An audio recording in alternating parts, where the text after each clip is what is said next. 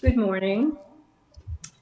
I'm Jane Leff, and I've been a member of this congregation for 35 plus years. I came here when we were meeting in a barn, and because I came here as an unchurched atheist, when I walked into the barn, I was perfectly comfortable. When I signed the membership book and became a member, it was the beginning of a very new and wonderful part of my life. The friendships I've made here are amazing. The activities I've participated in and the committees I've served on, which I recommend to all of you, made a difference also. I treasure this place, and I hope you will as well when you're an old timer. I hope you all stay around and become old timers. After the service, newcomers are invited to join Reverend Kathleen via Zoom for an informal get acquainted session. Let us know what brought you here. What questions do you have about Unitarian Universalism? The Zoom link will be posted in the chat box at the end of the service. Again, welcome with the spirit of compassion and inquiry and service. Now we will sing our hymn of welcome, Gather the Spirit.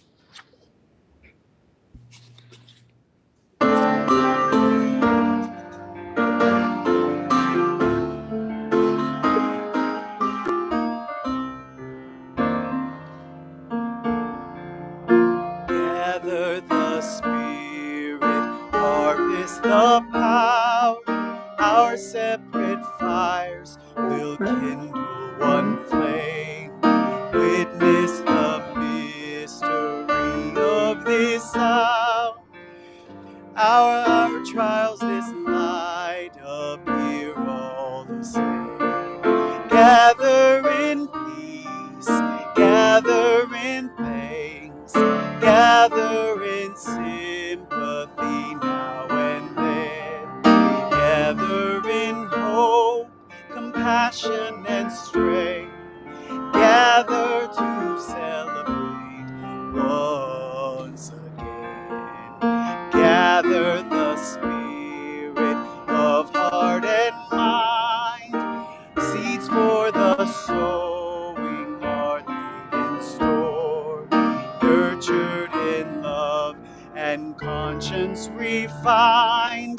Body and spirit united once more.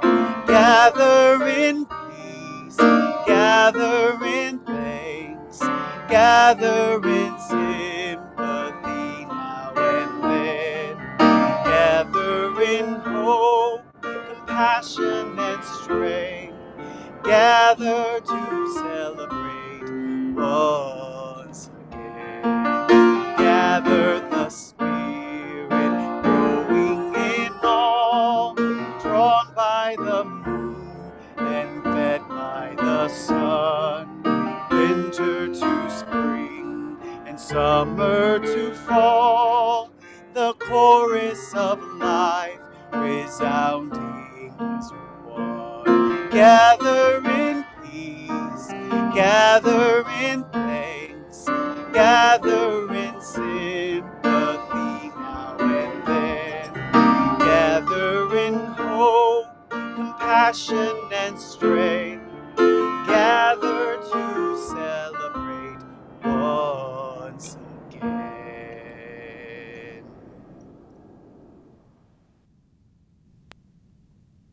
Wherever you might be coming from this morning to join us, you are welcome here. So let us have joy. Let us be joy. And let there be joy in our coming together this morning. Let there be truth heard in the words that are spoken and in the songs that are sung. Let there be help and let there be healing for disharmony and despair. Let there be silence for the voice within and beyond us. Let there be joy. Let us be joy. Let us welcome one another, for it is good to be together. So let there be joy in our coming together on this morning, at this time, where all are welcome. I invite our service coordinator, Rick Cousins, to lead us in our chalice lighting affirmation as I light the chalice here in our fellowship hall. If you have a chalice at home that you would like to light at this time, I encourage you to do so.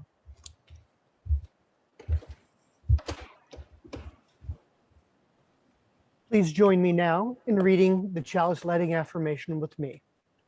Love is the spirit of this congregation, and justice is its light.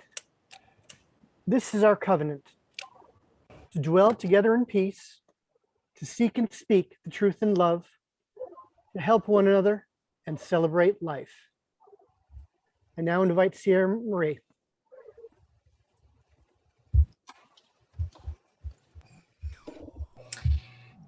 It is good to be together this morning.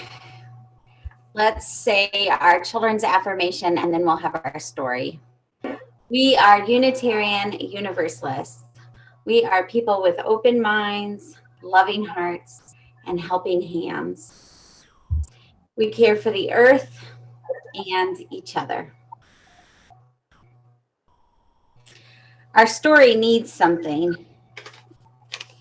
It needs a boat. So we can use this paper boat. The boat in our story was called the Hand in Hand.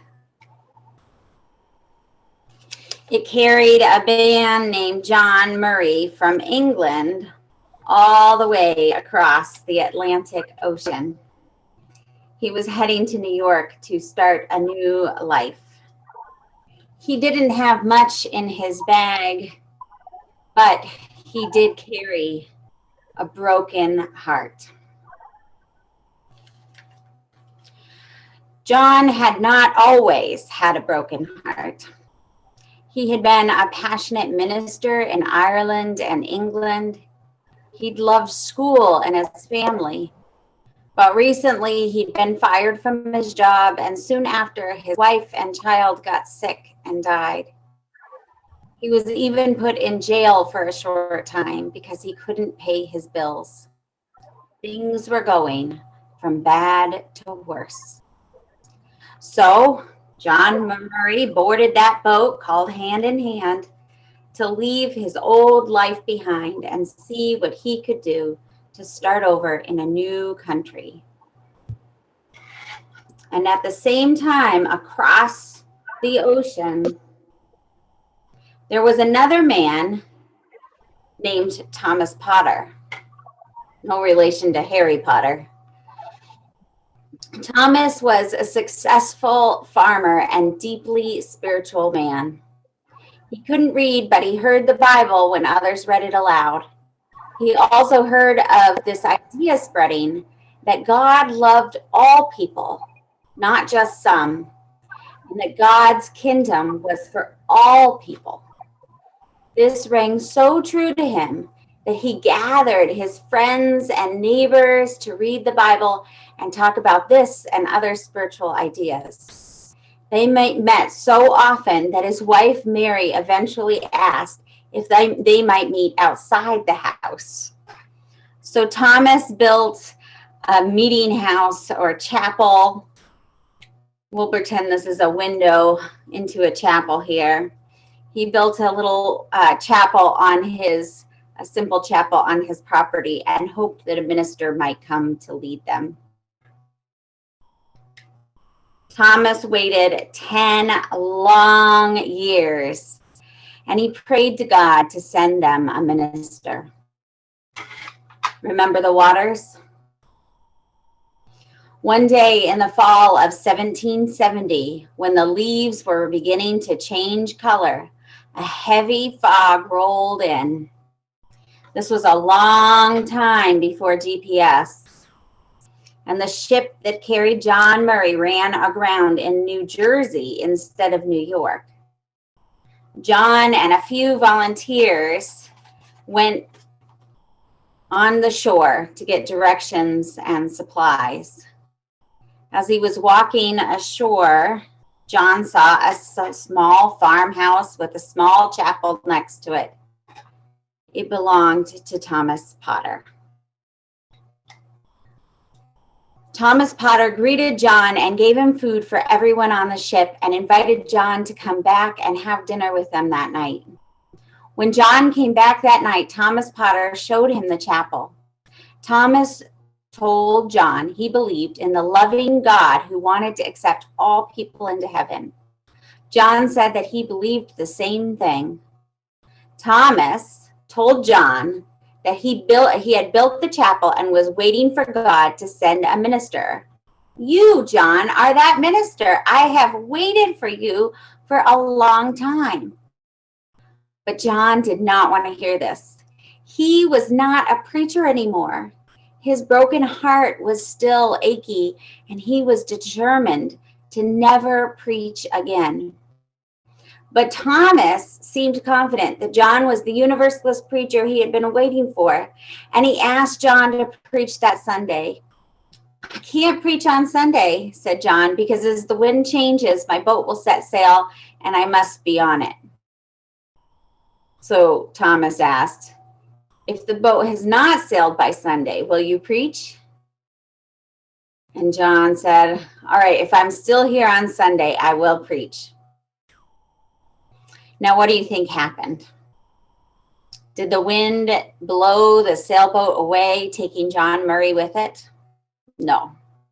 No wind blew and no ship sailed. John Murray preached that Sunday morning, September 30th, 1770, in the chapel Thomas Potter had built for him many years before.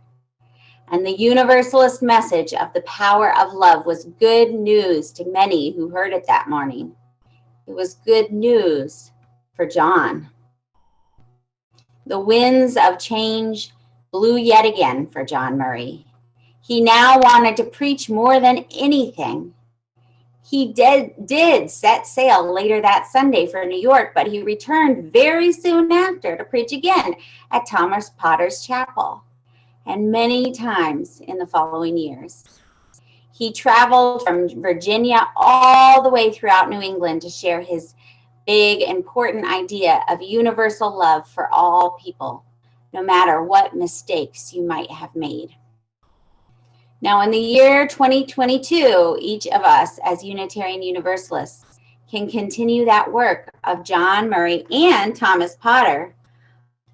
We can continue that work by making sure that in our families, in our congregation, and in our communities, everyone knows how beloved, how dear and precious each of us is.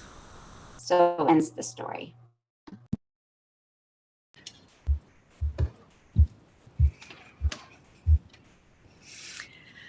Thank you, Sierra Marie. As we move into our time of shared milestones, let's continue to hold this story, this important story that is a part of our heritage as Unitarian Universalists, the story of universal love, love for all, no matter who you are, no matter where you come from, no matter what you have done in your life. This is a message that we need today. And let us hold that universal love as we move into a time where we search our own hearts for what we are carrying. Look for those deep joys that you would share with this congregation. Look and hold those sorrows, those concerns that weigh on your heart. These too are welcome to be shared in this community. If you would like to at home drop a stone into a small dish of water or light another candle to symbolize what you are carrying and what you have brought with you this morning, I invite you to do so. But let us use the chat box this morning for you to type in your milestones that you would share, read them, hold each other in this sacred time of sharing milestones together. And we will do this in the silence while we listen to beautiful music from Jerry. And then I will bring us out of this time asking for a silent reflection. But at this time, search your heart and hold the love.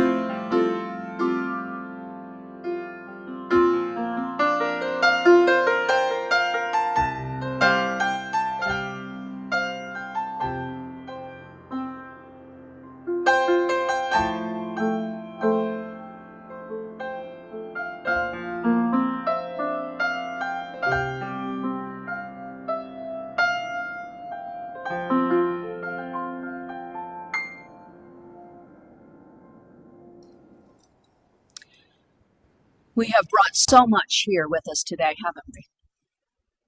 So in honor of these milestones, I have lit another candle for those that perhaps were not in the chat box, but they are among us. They are here with us.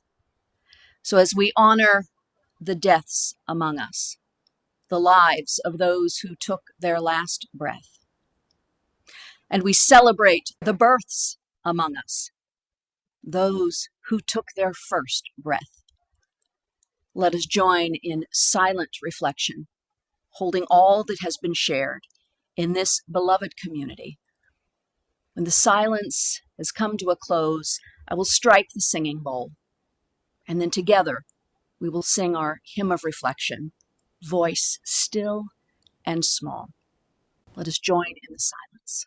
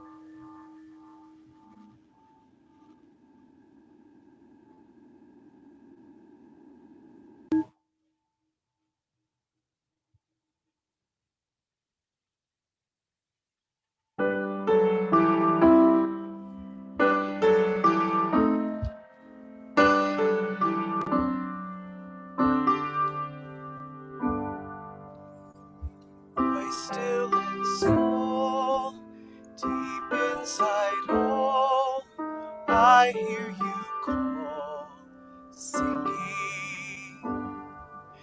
In storm and rain, sorrow and pain, still will remain, singing. Calming my fears, quenching my tears, through all the years, singing.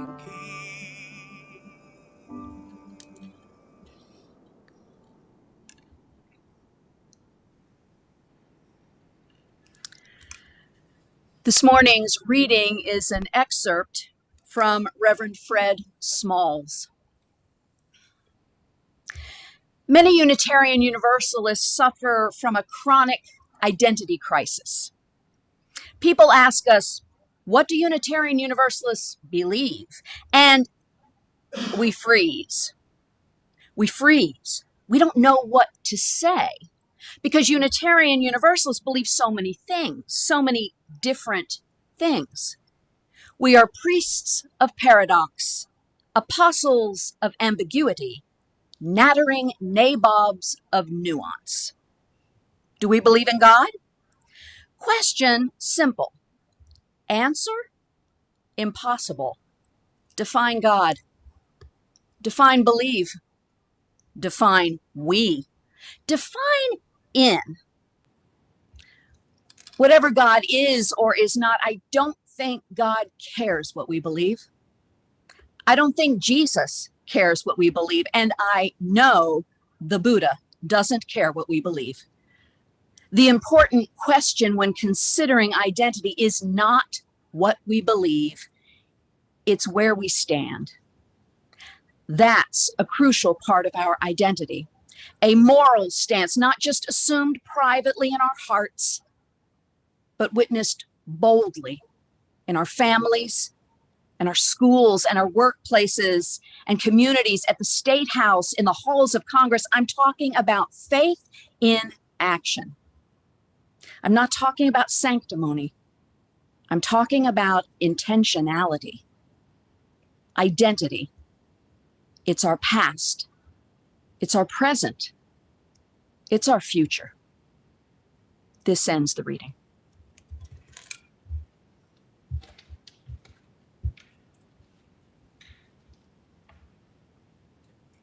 It is now time for our congregational offering.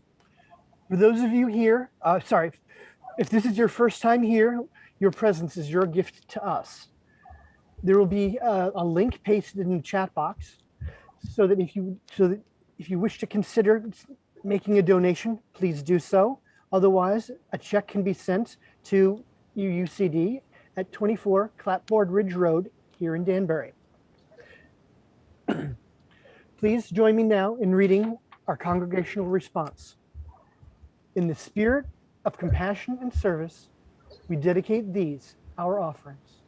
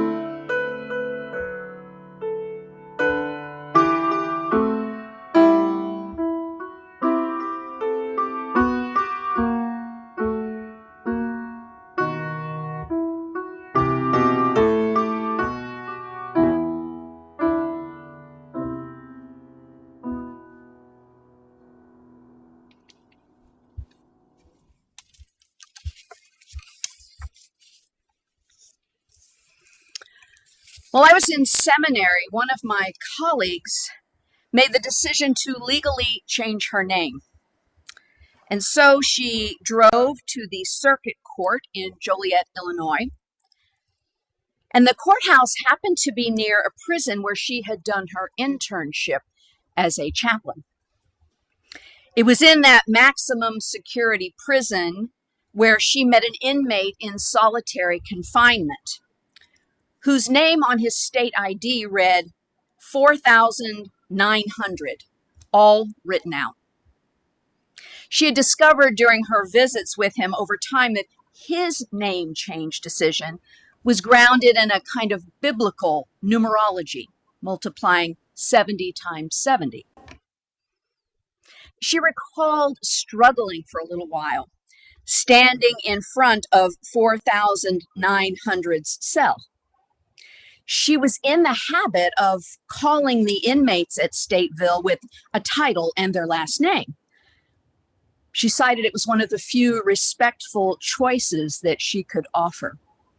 So, as my colleague was from Oklahoma, like myself, she let those Oklahoma manners take over and ultimately decided to address him as Mr. 100. He was pleased. He felt recognized. She knew his identity. Names as identifiers are rather peculiar because names in themselves don't describe us, and yet they do carry with them the burden and the power of total representation. We are the Unitarian Universalist Congregation of Danbury, but we weren't always known by that name. Organized 200 years ago, this coming December, we were the first Universalist Society of Danbury. The first Universalist Society of Danbury. And at that time, there were also Universalist societies in Newtown, Connecticut, as well as in North Salem, New York. Now, since the 1960s, we have been a part of the Unitarian Universalist Association. But that first name that we claimed, and that other U in our association's name, Universalist or Universalism, that's a truth from our history. And it's a truth from our history that too often is overlooked, or it's not fully acknowledged or appreciated. And I want us to understand some of our early history. It's been said that those who seek the roots of universalism must begin in the early years of the Christian church. Some enthusiasts have sought to discover proto-universalists among the pre-Socratic Greek philosophers. And you might imagine that effort is going to demand more imagination than scholarship. But there's no doubt that universalism is rooted in the divergent opinions of the early Christian church, long before John Murray sailed here. In his writings, my beloved seminary professor and historian that some of you are familiar with, the late David Bumbaugh, asserts the writings of the early church fathers, especially Clement and Origen of Alexandria, expressed the conviction that in the fullness of time,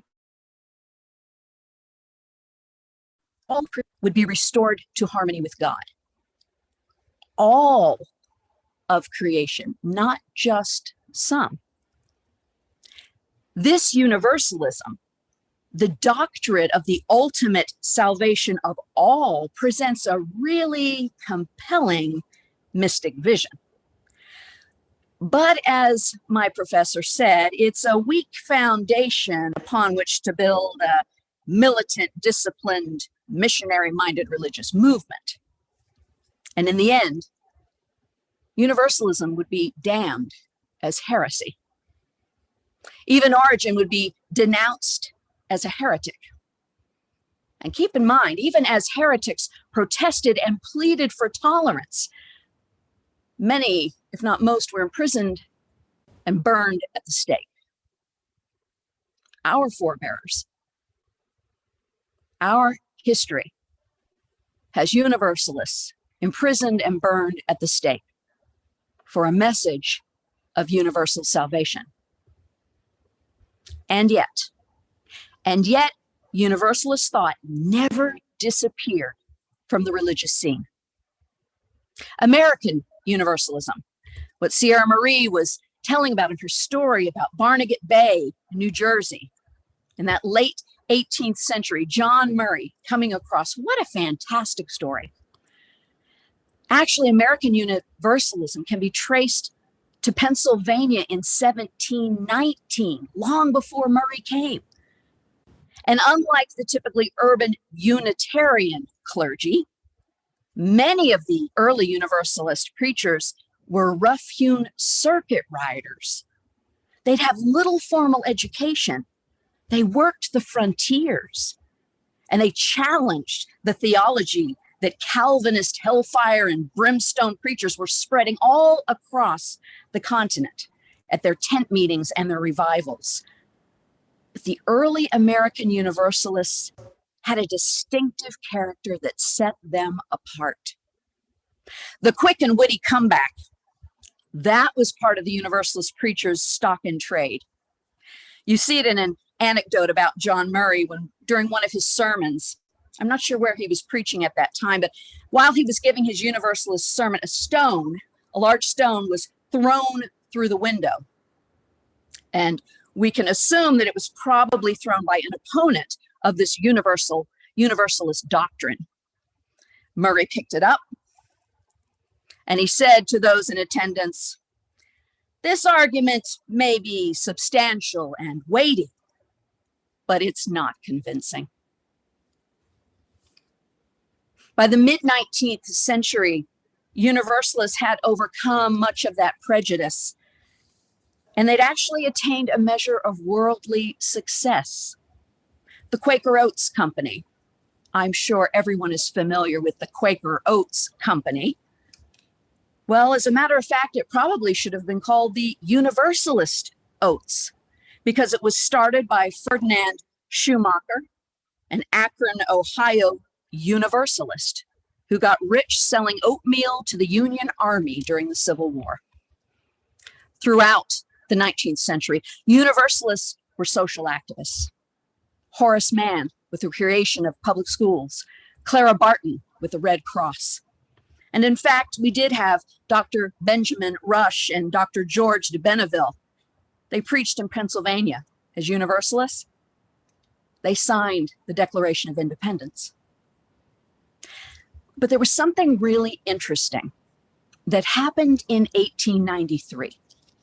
It happened in Chicago, and it was the World Fair. The World's Fair in Chicago, and there was a meeting of the World Parliament of Religions. This was the first attempt that we know of to create a global dialogue of faiths. There were representatives from most of the world's religions. They attended and they flipped the script of religious conventionality in America. It was there that the mainstream of America, including the Unitarians and the Universalists, were exposed to the mystical seeming mind of the East, something they had not experienced before. And after that exposure, Universalism, true to its call, would have to truly become universal. Now, what would that mean? Well, it would mean at least two things. One, it would mean that salvation, as derived from the Christian scriptures, was no longer just for Christians. Imagine that. Salvation derived from the Christian scriptures would no longer be just for Christians. The perspective went global. But if Hindus and Muslims and Buddhists were also saved, they were saved without the help of those scriptures. And so the scriptures, and indeed the entire edifice of Christianity from the Universalist perspective, no longer held that same exclusive purview of fate over the soul. And what followed was an amazing flowering of ideas and a crisis of identity. It's funny how those two dynamics are frequently paired in the history of religion. Now, again, according to my professor, one of the most beautiful things that he said on this topic was that flowering of ideas, it bloomed in full some 60 years later, when salvation was moved from being a redemption of the soul to the fairness of humanity, to justice. That's a radical shift. It's radical to think there's a shift from heaven to justice as the location for salvation. I will tell you that as a part of my truth, my credo, my "this I believe" statement, I am a universalist first and foremost. I would go so far as to posit that universalism is more relevant to Unitarian Universalists today than Unitarianism is. Our first principle, think about that. Our first principle is to affirm and promote the inherent worth and dignity of every person. That is a Universalist message. And it's a message that is needed much more today than the message of anti-Trinitarianism or one God Unitarianism. Universalism's ringing affirmation of optimism and equality are accompanied, though, by this prophetic cry. It's a prophetic cry to liberate, justice seeking. That's the other you of our identity. That's the universalism that calls upon us not to lose hope. It's a religious affirmation that life is good, life is worth living. So, what truth is there in a name? Well, the famous Universalist minister Hosea Ballou argued with a Methodist colleague over the issue of eternal damnation, because Universalists did not believe in such a thing. And that was radical.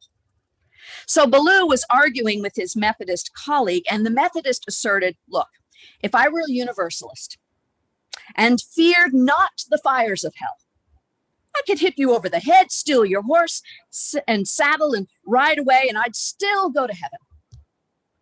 And Ballou answered, sir, if you were a Universalist, the idea would never occur to you.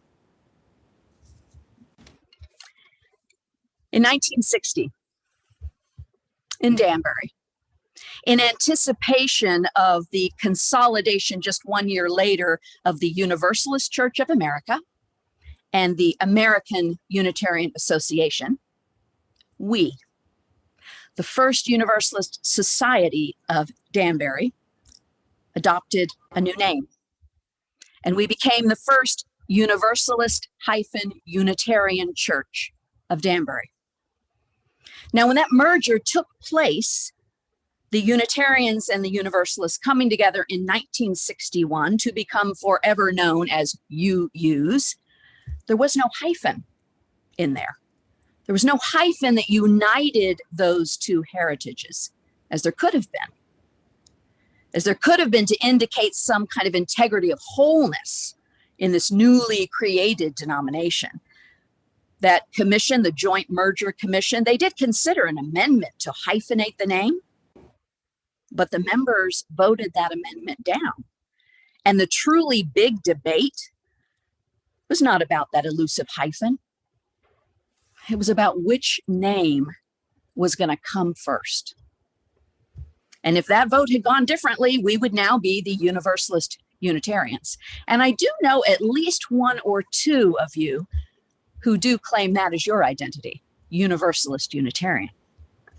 But the name as it now stands, lacking that hyphen, really proclaims, if we get into semantics, it proclaims that we are a Unitarian variety of Universalists. And it implies that Universalism is the identity Unitarian just describes it. But what's most ironic probably is that most of us, when we are asked where we go on Sundays or what is our denomination, if you are anything like me, you're most likely just to rattle it off and say, I'm a Unitarian. That's not the whole truth. That is not the whole truth for most of us. I love the retort to that I once read by a colleague in California who said, yea, though you may speak with the tongues of Emerson and Channing, though your Unitarian pedigree ascends to the Mayflower, now, for want of a hyphen, according to the adjective noun logic, you are a Universalist of the Unitarian variety. When we claim our identity as Universalists, as Unitarian Universalists, we reclaim our best selves. We recommit ourselves to the path of universalism, indeed, to affirm the worth and dignity that is inherent in every person. It's a radical principle undergirding Universalist theologies all the way from John Murray on that hand-in-hand boat, all the way there to the bold vision that was declared 50 years ago, but it was a bold vision, even today. It was a vision from Robert Cummins, who was the general superintendent of the Universalist Church of America. And he said, Universalism cannot be limited to either Protestantism or to Christianity, not without denying its very name. Ours is a world fellowship. The fellowship bearing the name Universalist must succeed in making it unmistakably clear that all are welcome. Theist and humanist, Unitarian and Trinitarian, all colors, all people. A circumscribed universalism is unthinkable.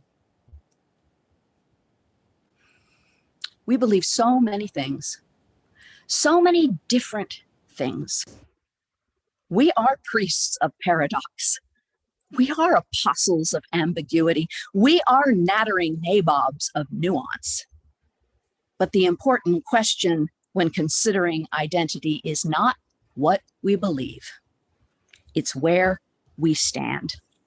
The universalism that we embody in our contemporary UU communities, we must create home for the diversity that exists around us, especially in times like these, when Afghan children are worried about starving to death for lack of food,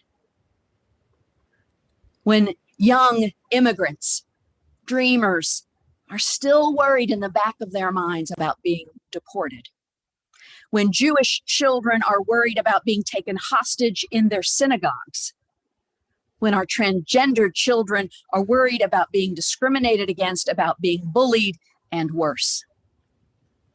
Our children are worried about safety, and our hands become clenched in anger and frustration and fear.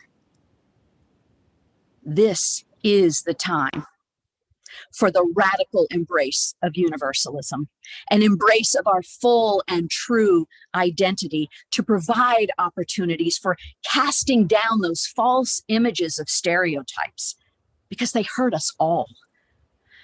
Open ourselves to the real diversity of this world. For our work as progressive religious people, not to be competitive with others, to find ways to supersede others, but instead to find ways to grow beyond our limitations, beyond our constrictive boundaries, each and every one of us. Diversity, you see, must not end up being some sort of feel-good slogan, a word that we tuck away in our back pocket because it makes us feel like we're really broad-minded. Diversity is a gift. It's a gift that was thought of by the Universalists. But it's a gift that's only received when there are hands and hearts open enough to receive it. and the opening of our angry and frustrated and fearful fists. When we open those into welcoming hands and welcoming hearts, that is the spiritual work that we are called to do. It's a part of our identity, the identity we claim. It's a part of our identity, and it's been so for 200 years because it is our universalist truth. It is our past. It is our present. Let it be our future, and may it be so.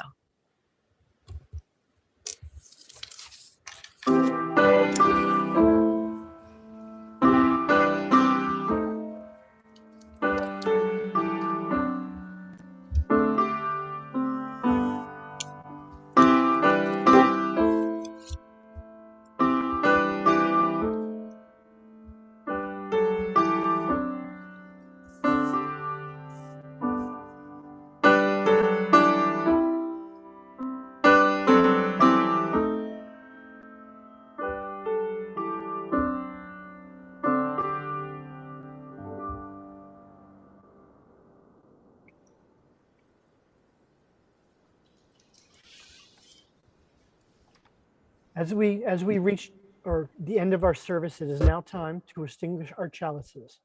Please read along with me as we extinguish the chalice. We extinguish this flame, but not the light of truth, the warmth of commitment, the warmth of community, or the fire of commitment. These we carry in our hearts and out into the world until we are together again.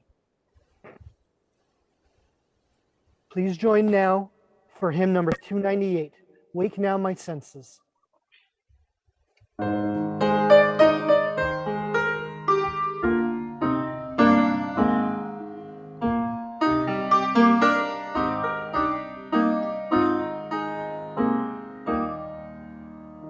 Wake now my senses and hear the earth call.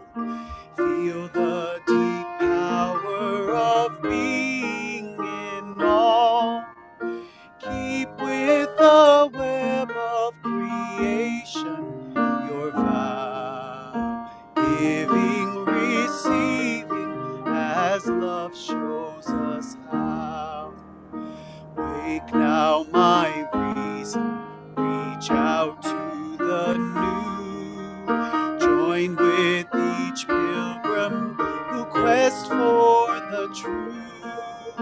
Honor the beauty and wisdom of time. Suffer thy limit and praise the sublime. Wake now, compassion, give heed to the cry. Voices of suffering, feel the white sky. Take as your neighbor, both stranger and friend, praying and striving their hardship to end. Our closing words today come from John Murray. Go out into the highways and byways of America. Give the people something of your vision. You may possess only a small light, but uncover it. Let it shine. Use it in order to bring more light and understanding to the hearts and minds of men and women. Give them not hell, but hope and courage. Shalom. Salam. Amen. Blessed be to each and to all. Namaste.